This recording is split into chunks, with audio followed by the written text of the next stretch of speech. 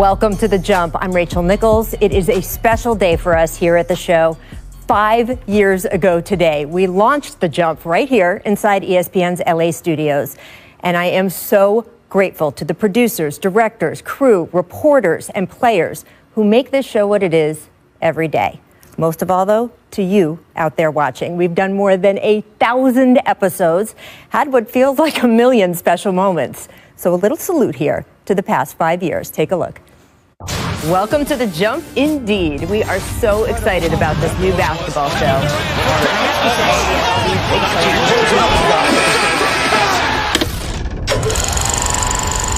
Jump, jump, people. I'm Rachel Nichols. I'm holding the ball. We need to tell everybody this story about why I got in that dunk contest. I know he's going to win, so I didn't want to get in the dunk contest. Stitched up in the left hand doing all this. Oh, it's over, ladies and gentlemen. Let me ask you this question, E. This 73-9 team, will they beat the Chicago Bulls team that was 72-10? Yes. So that we can talk about the malice at the palace. The guy that actually started the whole thing, that threw the beer, him and Ron speak daily. They. Iguodala to Curry, back to Iguodala, up for the layup. Oh, blocked by James. You have 1-1 for Northeast Ohio. How do you explain that? I can't, Rachel. Hey, how are you? Good to see you. I want to give a special thanks to J.R. Smith's shirt for showing up.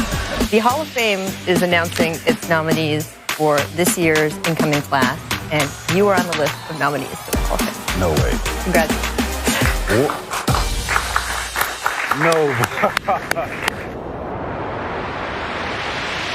I'm not buying no apps. I still got Pandora with commercials. You know you're rich, right? Sit down. You said, basketball. sit your butt down. Take a seat. Go back home to New York. We have been joined by the one and only King Cake Baby. It's like the NBA is having some sort of unicorn stampede out there. I don't run the network. If I did, there'd be a tequila bar on the set of every show. Was there ever a moment where you considered naming your son Baby and Lillard? No chance. I'm not looking at him, and then I realized how close it got and that he didn't flinch. So, because I knew I was going to be behind the desk, I was like, I hope I don't have to stand up and have a segment. Carter's got it. Carter drops. Oh! He didn't talk to me like that for 7 years. No. Like sand through the hourglass. It is time for The Jump to serve up some blame pie. On Dances with T-Wolves. I like dancing with the Dancing with Wolves. Wolves, dancing, baby. But Bill Walton loves to jump. Loves to jump. There you go. Ask for a drum. I think it's amazing. J.R. Smith threw a bowl of soup at assistant coach Damon Jones. I don't agree with nothing Zeke ever said. I don't even agree with nothing he ever did. Michael Jordan is the greatest player to ever put on shoes and play in our game. Secret passages, diversions, police, Twitter escalations led James Harden and Trevor Ariza through a private passageway. He licks his lips, people! The epic elbow pass. Oh, my goodness. To Rafe LaFrance. No, I didn't plan anything that I ever done. Thanks, guys. Hey, Scotty, show T-Mac your rings, all right? 1, 2, 3. Durant for three. It's good. Beating a really great team 4-1 in the series. Why are you mad about this stuff? Bro, I'm in the league. What do you mean? Why am I mad about this? Sitting here, in my school that I'm opening, around these kids, around this community. What message do you now know that this sent the other women in the office? Oh, it's horrible. That you told GM Scott Layton, quote, "You effing need me." And when I went down, he jumped up behind me, and I swear I got an elbow on my back. I swear I got an elbow on my back. We have your next movie role, right? So you told us first because you didn't want her to talk you out of it. Exactly. Vince Carter is back in Jurassic Park. We, the North, are now we, the champions. How are you going to start the process of figuring out what you want to do next? Day by day. I'm a Raptor for right now, and a champion Raptor. 3, 2, 1. I'm here with Richard Jefferson. They played a basketball game. Okay. I'm in the game, baby. I've been trying to tell you. Yeah, we were trying to tell you. We got a new studio. Yes, that's right. We have a brand new studio. I'm not putting no more energy into Kevin Durant. I said what I said, Rach. I can't believe I'm friends with the KG now. And Stop.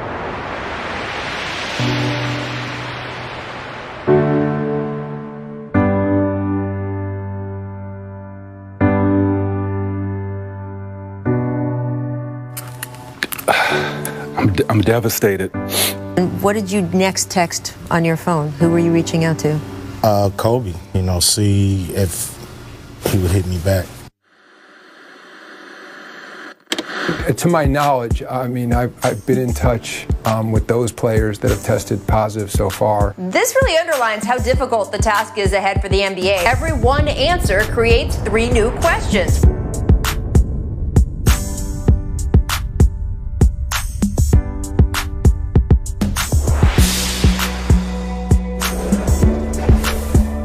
Well, as Mike Breen put it, Three-pointer. Bang! Bang! Luka Doncic has no fear. And isn't that fun for the rest of us?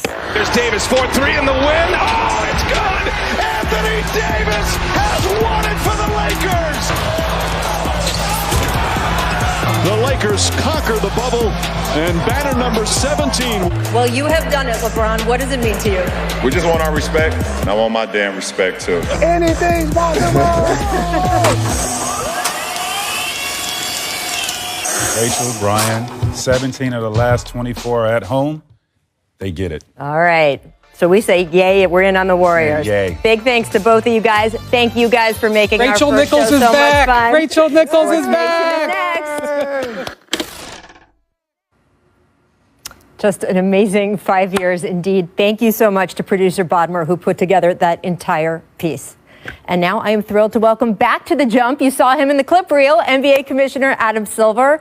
Adam, thank you, everyone at the NBA. Thank you to everyone at NBA Entertainment, the Players Union, for the incredible support we've had over these past 5 years.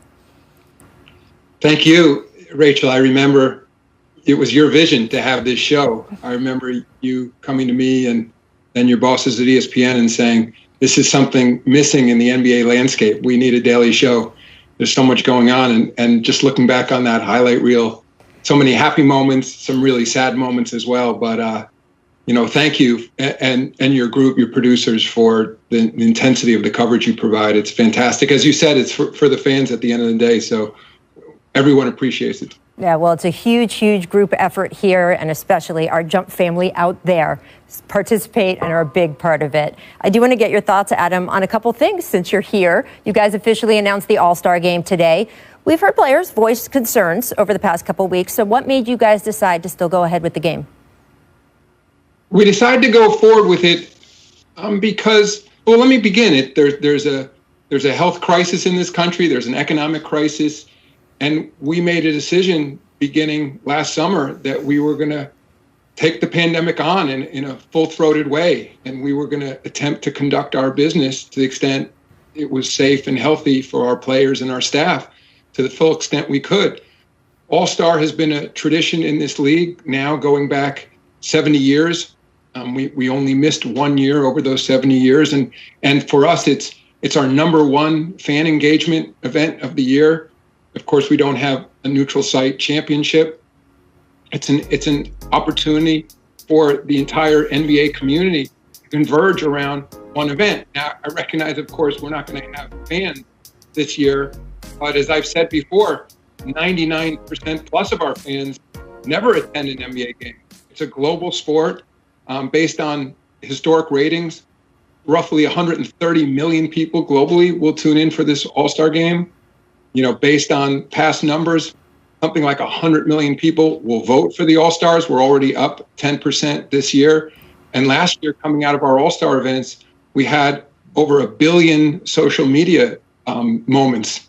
So it's a global event for us, and we're making our best effort to embrace all aspects of our league to the extent we can through this pandemic. And this is just one more opportunity. And I'll add, of course, I'm listening to those who don't think it's a good idea. And I think that's been the case in terms of essentially everything we've done since we shut down, a little less than a year ago because of the pandemic. There were obviously those who thought we shouldn't play without fans, those who thought we shouldn't play in a bubble, those who thought we shouldn't restart the holiday season, those who thought we shouldn't be playing in a very serious way because of the social justice issues roiling this country.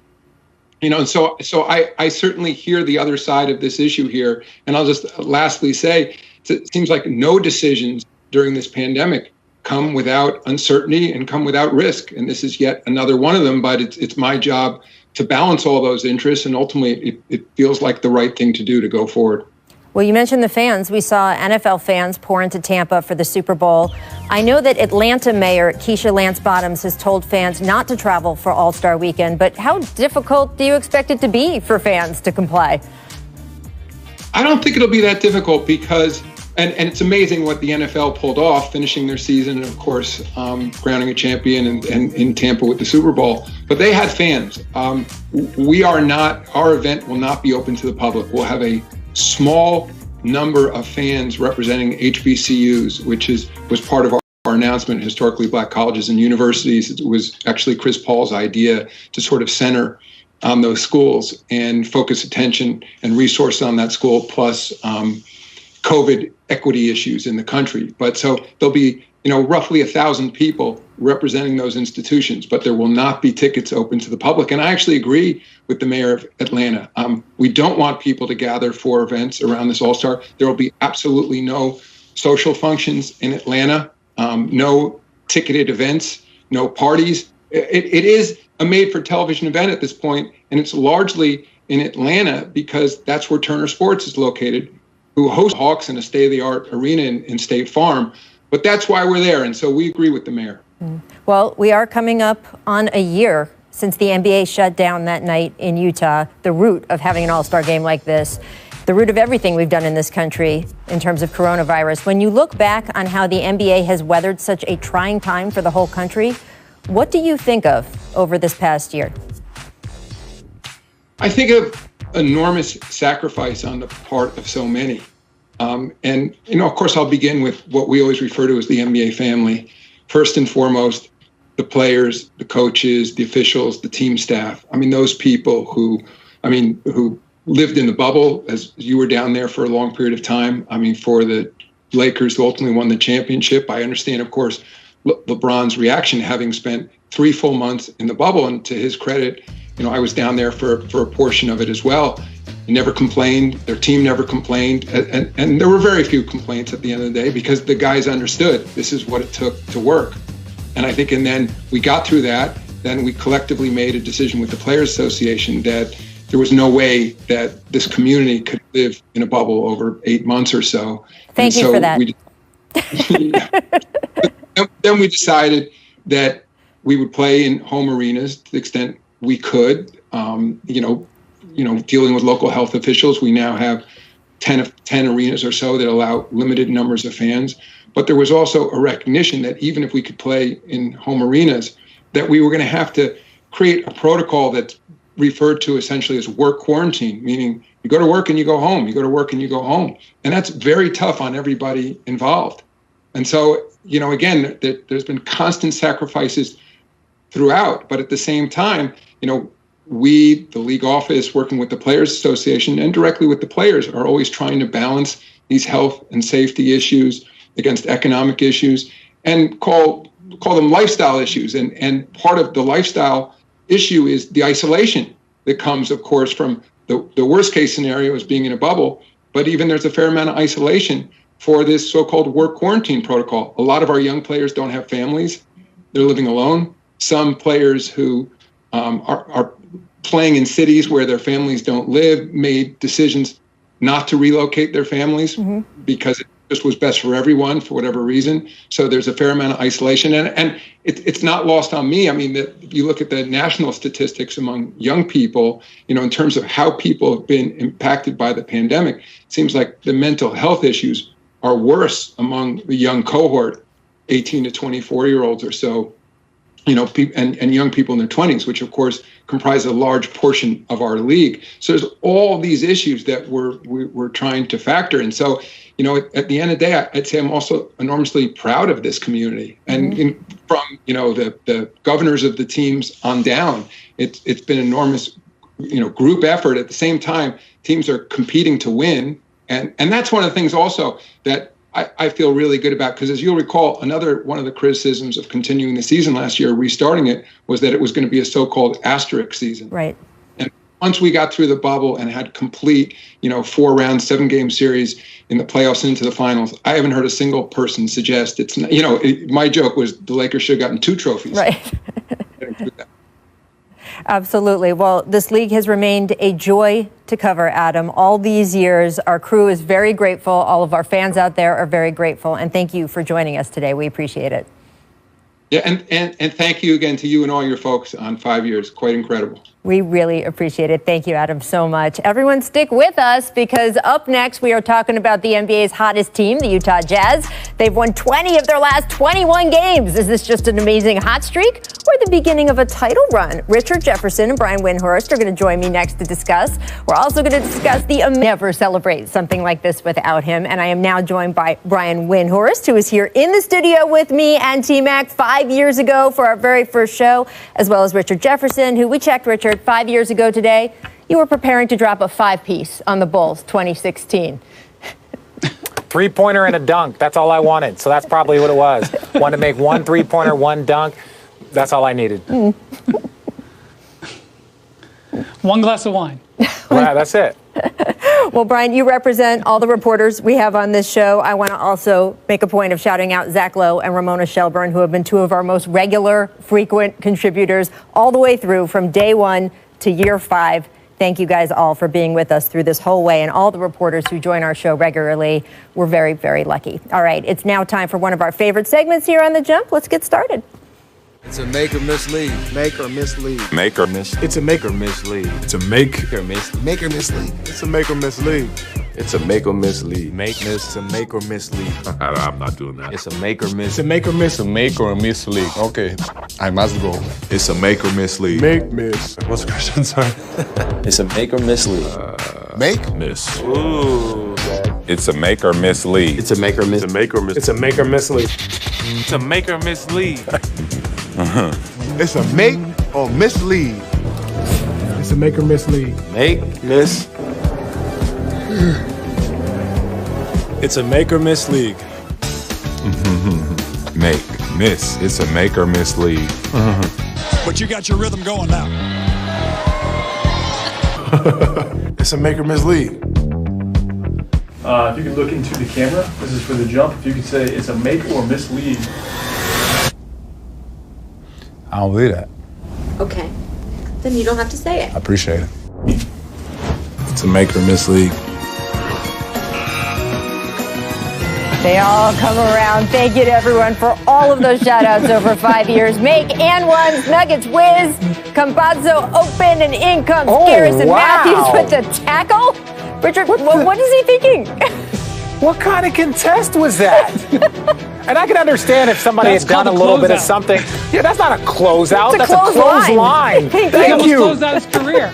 God, Rachel, it only took us 5 years to get in sync. That's one of the worst fouls I've ever seen. By the way, if it's official that I watched it like 6 times over. I couldn't believe what I was watching. Yeah, if I now think like Richard Jefferson, my whole life is really going in the wrong direction. Miss Traction, Thunder Grizz, watch Ja Morant cross up Lou Dort twice. Oh. No Lou Dort slander. Oh, what are you talking about? Slander here. Yeah, he went to Arizona State. Who gives a damn about him? Look, man, we came up with the name, the Dorture Chamber. He was in his own Dorture Chamber right there, and that was uncalled for, and really it was unnecessary, Ja. You could have just dribbled by him. That'll be the last time he guards him the full 94. I'll tell you that. Can't have any fear. If you want a nickname like the Dorture Chamber, you can have no fear. 94 regardless of who. Amazing. All right, let's check out who's in the zone, brought to you by AutoZone. It's the Utah Jazz, who have won 20 of their last 21 games after beating the Clips last night. Now, the Clippers without Kawhi and PG, but the Jazz have been dominant, posting 2 win streaks of at least 9 games this season. No other team has even won 8 straight at all so far. So, Richard, is this a hot streak or a potential title run?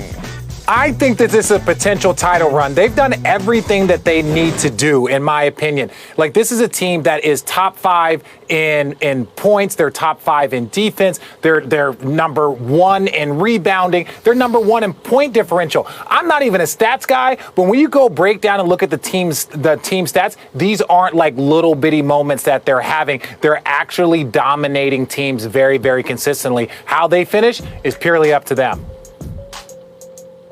Yeah, so this is a team that was essentially the same roster as they had a year ago, and they've just exploded and blossomed before our eyes. Now, they're healthy, and their top competition in the West, the Clippers and Lakers, are not, and health is going to be a major factor.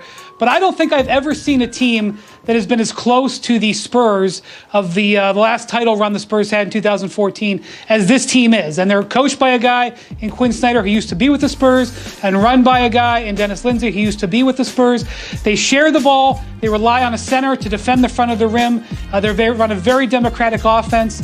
It took the Spurs were in contention many years. It took a lot of years, a lot of things for them to go right, for them to win titles. I think the Jazz are in contention to win it. Whether they will, let's wait and see. But man, they're good. Yeah, really fun to watch too. Just they play together, and you can tell that most of that team has been together this whole time in a season where continuity is such an advantage. They are maximizing everything they have to offer. And of course, Quinn Snyder, as you mentioned, fantastic this year and every year. And he is going to be coaching the Western Conference All-Stars, or I guess whoever the Western Conference player selects on his draft team. We'll get to all of that later. All right, let's get to Steph Curry, though, who's still really good. Newsflash, really good, even when he is not at his best on a night where he missed a career-high 15 threes. Curry led the Warriors still to a 15-point fourth-quarter comeback to force overtime, then made a number of key plays down the stretch to seal the win. The Warriors currently 7th in the West. So, Brian, we knew once Clay got hurt again, this was going to be a difficult year for the Warriors. And there was a real range, right, in expectations for them or what people thought that they could accomplish. Is the way Curry has come back and played changed your expectations for the Dubs for this season? No, and I don't mean that to sound bad. Like, I thought they were a bubble playoff team, and I expected Steph Curry to be great. I'm one of these people who believe that Steph Curry is a top 10 all-time player. And like last night, as good as he was, that wasn't even a top 10 performance that he's had this season. It was, he was good at the end, but it was kind of just average for him. And that's how much I believe in Steph Curry. That's how much I believe in the Warrior way. And Draymond Green is putting on a clinic on how to win basketball games without scoring this year. It's a joy to watch him play. I still think they're a bubble playoff team. I still think they're going to remain there. I could even argue that it might behoove them, especially considering they have the Minnesota Timberwolves draft pick this year, if it's outside the top 3, that it might be best for them to miss the playoffs and get 2 lottery picks in this draft. But hats off to Steph Curry. He's been great for a long time. He's an MVP candidate. He's not surprising me at all. That face, Richard, is fantastic. Yes? Well, no, I understand. There was a lot of things that we have to unpack that Wendy just said. One, top 10 player. I respect that. I cannot wait to see your top 10 list. And I say this, but knowing that Steph still has more to add to his resume. Next part that I want to talk about is 3 titles and 2 MVPs, Rach. That's a short list. It's a very short list, and he's going to add to that list before he's done, but I'm just curious to hear your top 10. That being said, the Warriors are right where they are, right where they should be. Steph is having an MVP numbers, stats type season, and they're the 7th team in the conference. So, that being said, what are they? The best that I think that they could do is possibly a second round. I'm not going to ever say a guy that's having an MVP season that's one of the top 10 players of all time should or maybe their team should think about losing to get a second lottery pick. That's not what top 10 players do. That's not what Steph does. So I think that the Warriors are a very good team. I think a second round, if they're healthy, if they're playing well, but eventually they're going to run into some troubles with a lack of firepower when you start playing against those top teams. Well, Steph Curry has said it is fun going to the arena every day and just having that challenge of not knowing how a game is going to turn out. There were certainly years where they had pretty serious expectations that they were going to walk into the arena, or as Draymond Green once put it, when we arrived on the bus, we pretty much knew we were going to win.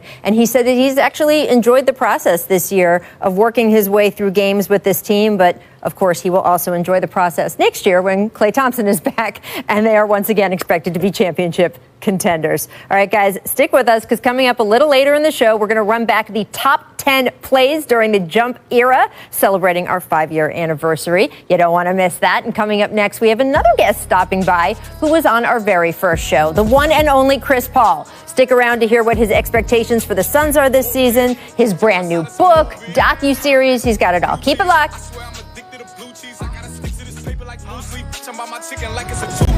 I just want to know how you were even better than you were 5 years ago when we started this show. What about your game do you think you've gotten better at as you have aged? I don't know, maybe attention to detail. Just trying to make sure I take care of my body. I think that's the biggest thing. You always want to give yourself an opportunity to be out there on the court to play. And just learning new teammates, the game changes or whatnot. But, when you play for a while, the game slows down for you.